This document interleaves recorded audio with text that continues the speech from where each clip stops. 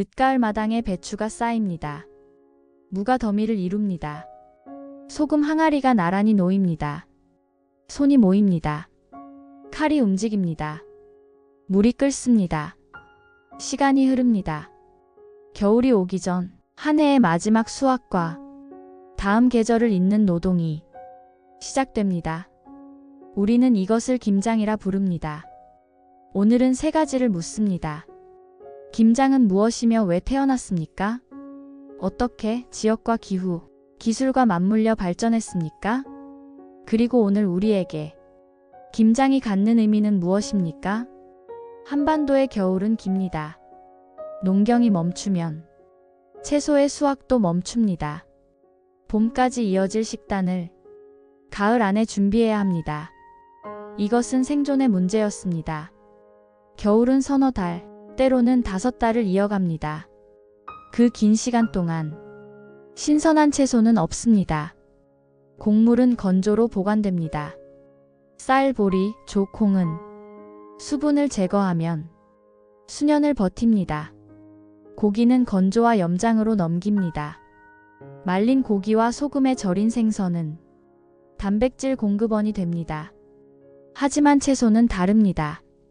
수분이 많고 섬유가 약해 그대로 두면 부패합니다. 며칠 안에 상하고 일주일이면 썩습니다. 절임이 등장합니다. 소금이 수분을 빼내고 미생물의 성장을 조절합니다. 이것이 저장의 첫 단계입니다. 한반도에서 절임 채소의 흔적은 삼국시대 문헌에 나타납니다. 소금에 절인 채소를 뜻하는 용어가 기록됩니다. 당시 사람들은 이미 염장이 보존의 수단임을 경험으로 알고 있었습니다. 고려시대에는 물에 담근 채소를 가리키는 말이 등장합니다. 무오이가지 등이 절임 재료로 언급됩니다. 귀족의 식탁에서 서민의 밥상까지 절임 채소는 계절을 넘는 음식으로 자리 잡습니다. 이 시기의 절임은 단순한 형태였습니다. 소금과 물, 때로는 식초가 더해졌습니다.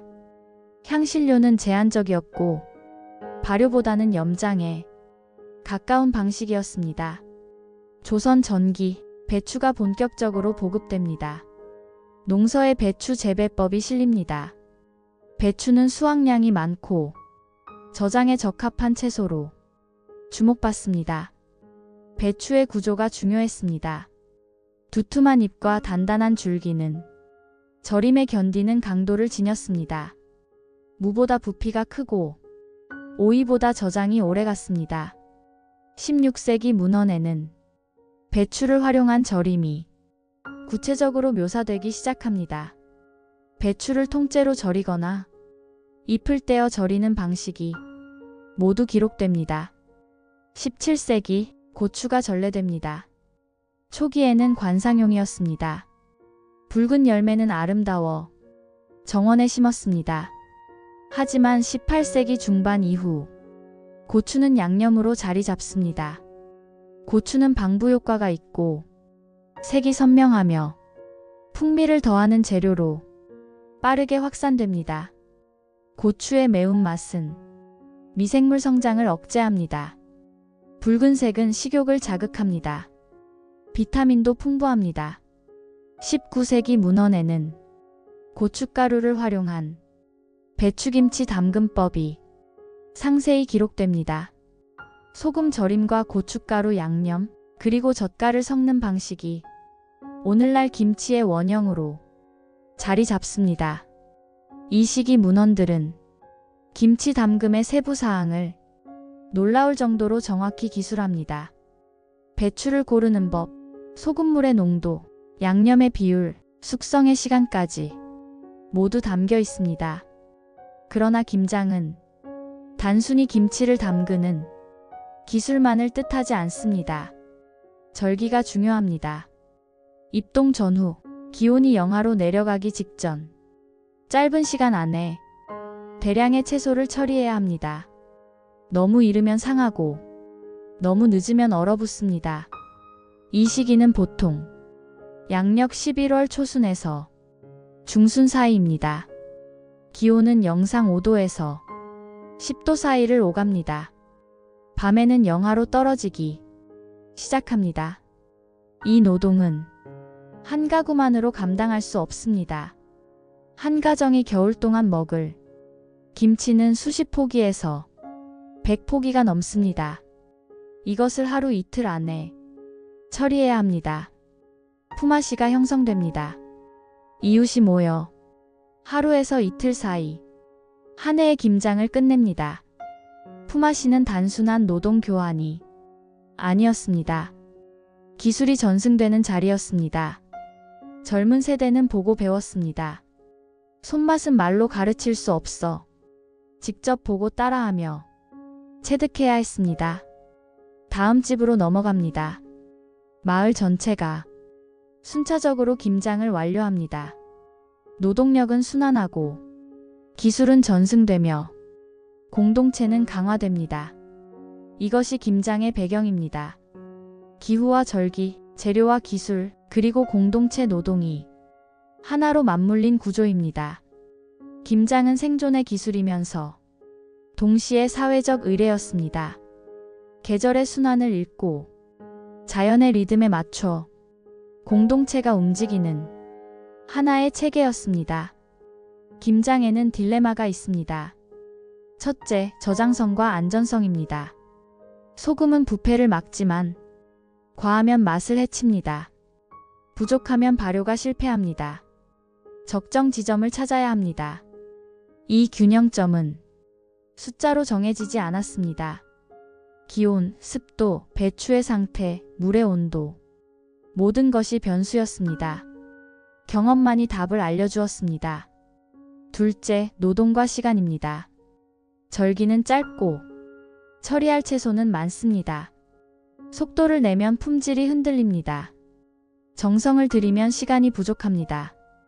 효율과 정성의 균형이 늘 문제였습니다. 한 포기를 제대로 담그려면 10여 분이 필요합니다.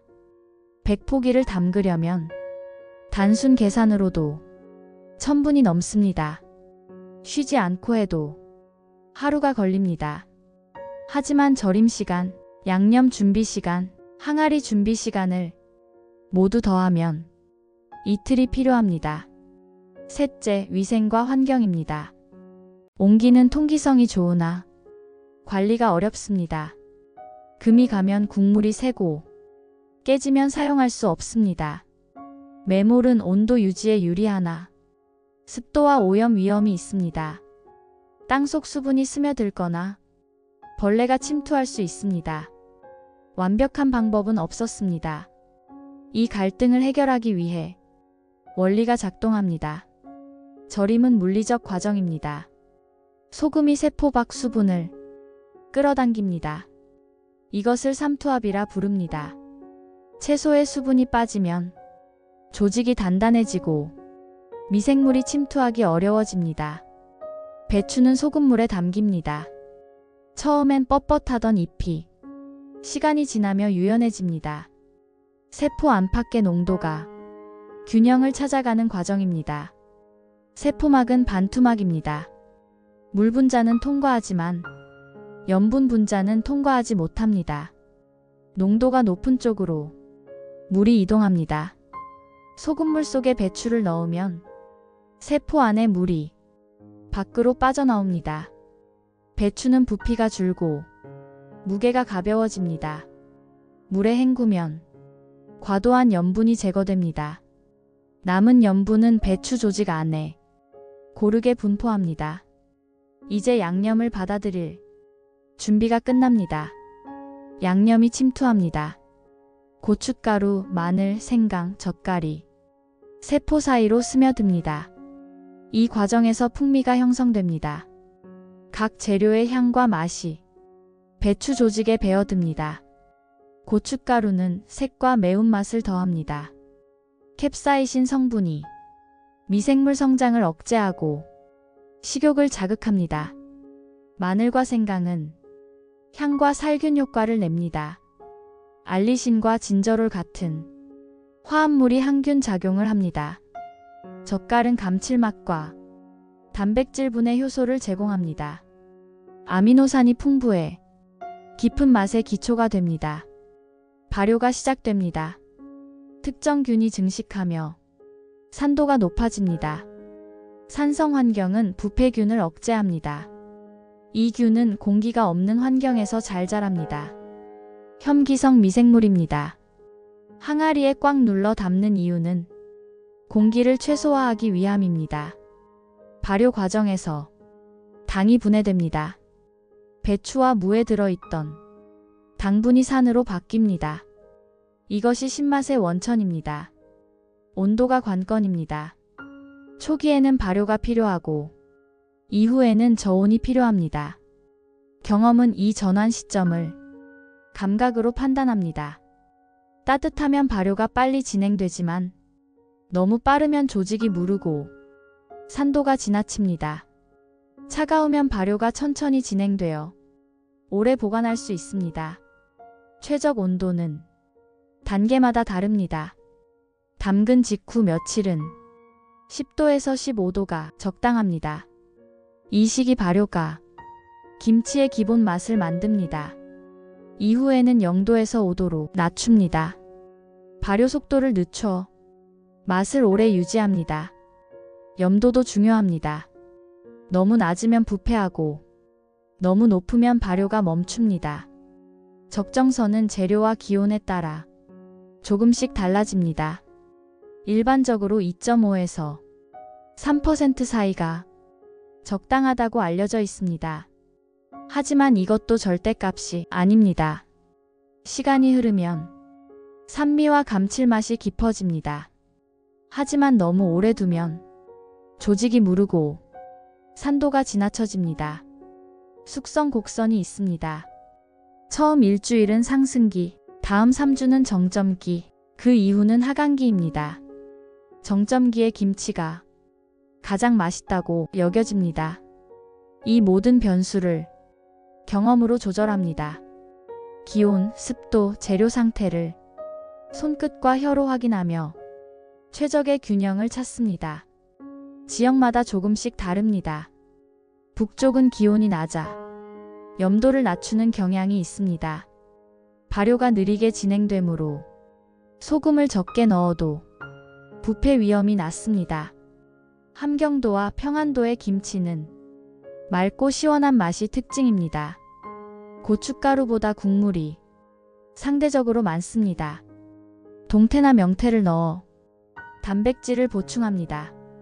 남쪽은 기온이 높아 양념을 진하게 하는 방식이 발달합니다. 고춧가루와 마늘을 많이 넣어 방부 효과를 높입니다.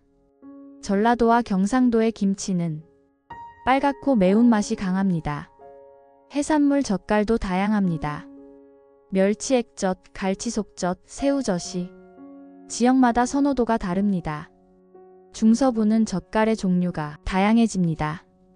서해안 수산물이 풍부해 새우젓, 조기젓, 황석어젓 등 여러 젓갈을 활용합니다. 황해도, 경기도, 충청도의 김치는 중간 염도를 유지합니다. 젓갈의 종류를 조합해 복합적인 맛을 냅니다. 제주는 해조류를 가미합니다. 톳과 모자반이 양념에 섞입니다. 전복과 문어도 김치 재료로 활용됩니다. 제주의 기후는 온화하지만 바람이 강합니다. 해산물이 풍부하고 육지와 교류가 제한적이어서 독특한 김치 문화가 발달했습니다. 이 차이는 우열이 아닙니다. 각 지역의 기후와 재료, 그리고 입맛의 역사가 만들어낸 적응입니다. 김장은 지역의 환경에 최적화된 기술이었습니다. 입동이 지나고 첫 추위가 옵니다. 마을에 김장날이 잡힙니다. 날짜는 여러 요소를 고려해 정해집니다. 기온, 날씨, 농사, 일정, 가구별 사정이 모두 변수입니다. 새벽부터 손이 모입니다. 배추가 나뉩니다. 한쪽에서는 물을 깎습니다. 다른 한쪽에서는 양념을 섞습니다. 각자 역할이 있습니다. 배추를 자르는 사람, 소금물을 만드는 사람, 양념을 섞는 사람, 항아리를 준비하는 사람, 분업이 효율을 만듭니다. 하지만 경계는 유연합니다. 필요하면 자리를 바꾸고 도움이 필요하면 건너갑니다. 소금물이 준비됩니다. 배추가 통째로 담깁니다. 뿌리 쪽이 아래로 가고 잎이 위로 향합니다. 소금물이 골고루 스며들도록 배추를 뒤집어 줍니다. 절임 시간은 배추의 크기와 소금물의 농도에 따라 달라집니다. 작은 배추는 서너 시간, 큰 배추는 5시간 이상 걸립니다. 중간중간 배추를 확인합니다. 줄기를 꺾어봅니다. 부러지지 않고 휘면 적당히 절여진 것입니다. 서너 시간 뒤, 적당히 절여진 배추를 물에 헹굽니다. 첫 물은 짠맛이 강합니다. 두 번째 물은 맑아집니다. 세 번째 물에는 소금기가 거의 없습니다. 헹굼도 기술입니다. 너무 많이 헹구면 소금기가 빠져 김치가 심심합니다. 부족하면 짭니다.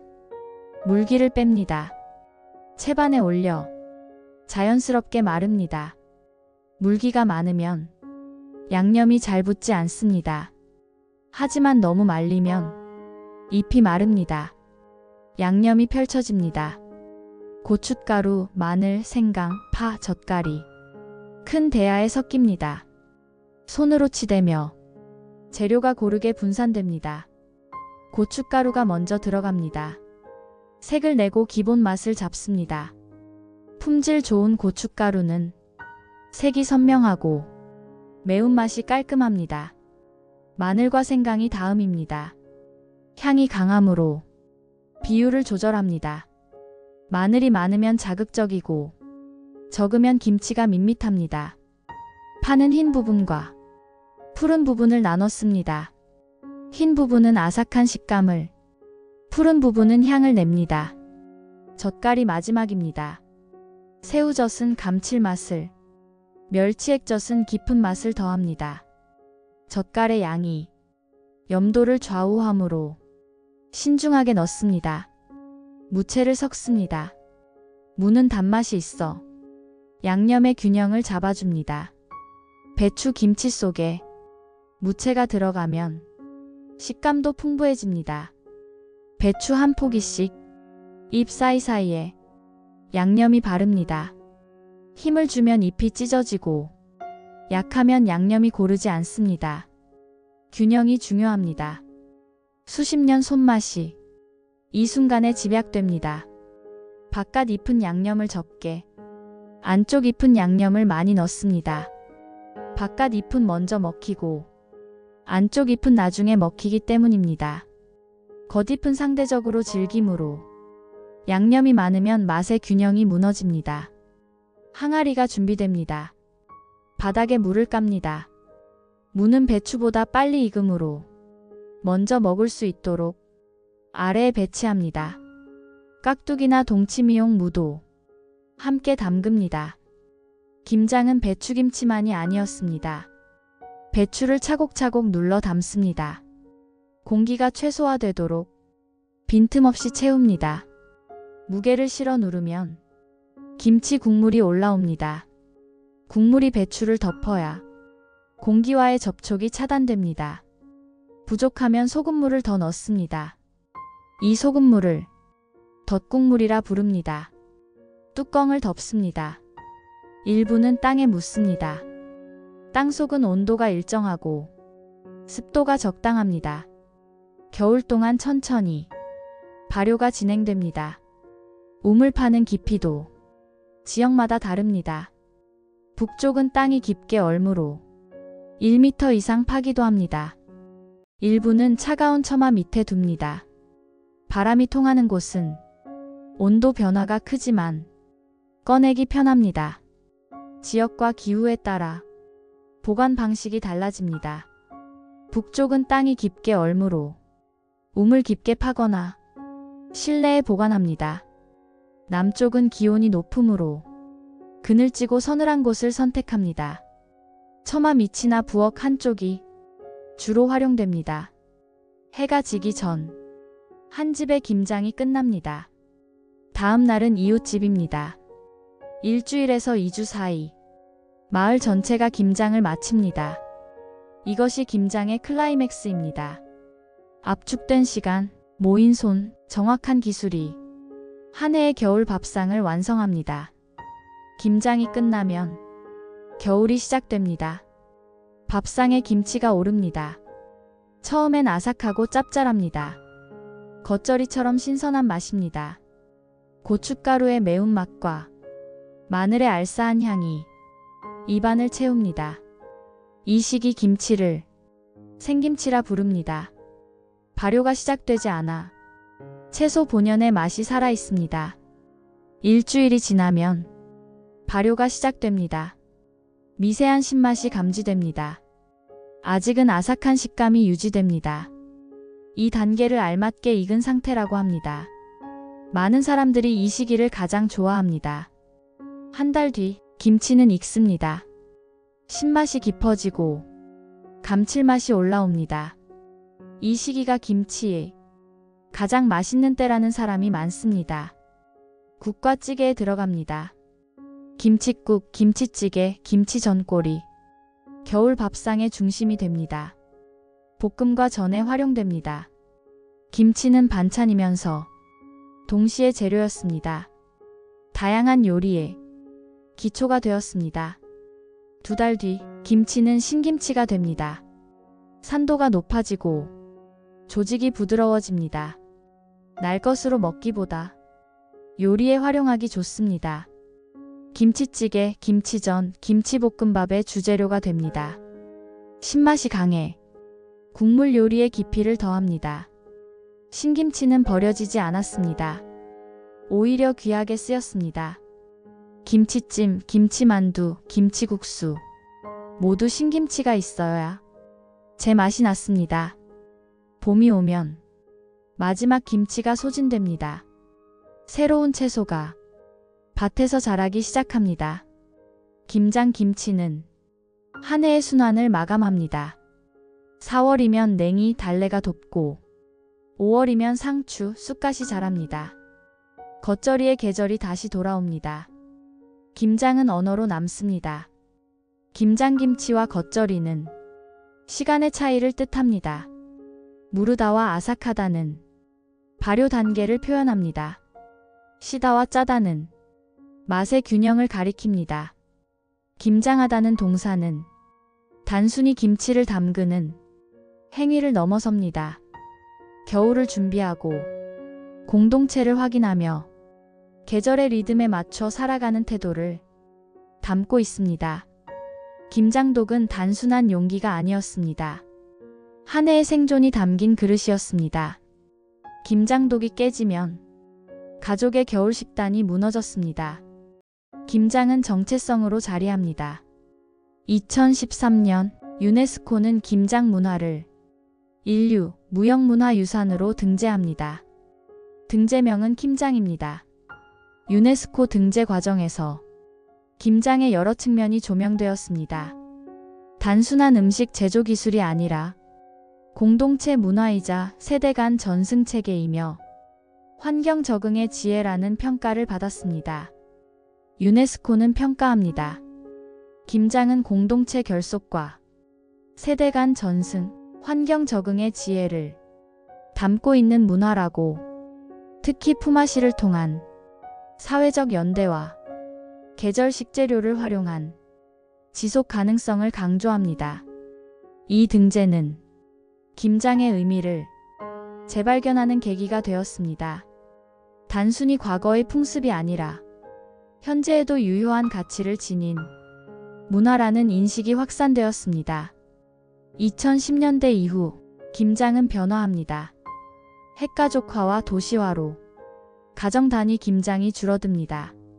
아파트에는 마당이 없고 이웃과의 교류도 드뭅니다. 젊은 세대는 김장 기술을 배울 기회가 줄어듭니다. 손맛의 전승이 단절될 위기에 놓입니다. 공동 구매와 공장 생산이 확산됩니다. 대형마트와 온라인 쇼핑몰에서 김장 김치를 판매합니다. 품질은 균일하지만 손맛은 사라집니다.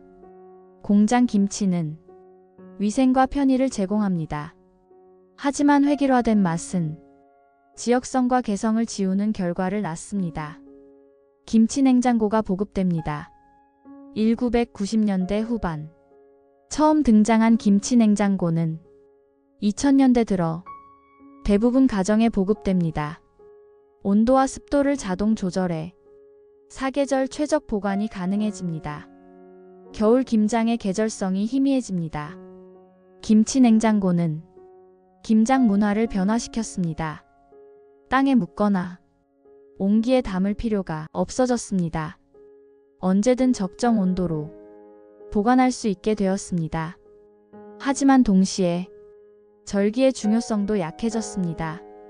입동을 기다릴 필요 없이 1년 내내 김치를 담글 수 있게 되었습니다.